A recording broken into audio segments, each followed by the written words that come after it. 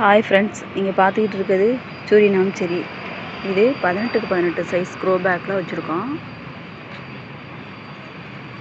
இந்த பழம் வந்து கொஞ்சம் டேஸ்ட்டாக இருக்கும். ஃபஸ்ட்டு பூ காய் இந்த மாதிரி இருக்கும். ஃபஸ்ட்டு பச்சையாக வரும், பார்த்துக்கிடுங்க.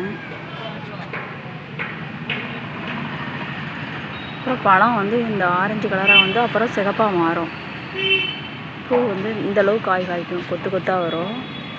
வாரத்துக்கு 2 டைம் நீங்கள் வந்து ஒரு மண்புழு உரம் போட்டிங்கன்னா, 1 கிலோ போட்டிங்கன்னா கொஞ்சம் நிறையா காய்க்கும். இதுதான் பூவு பிஞ்சு, பார்த்துக்கிறேங்க. இப்படிதான் வரும்.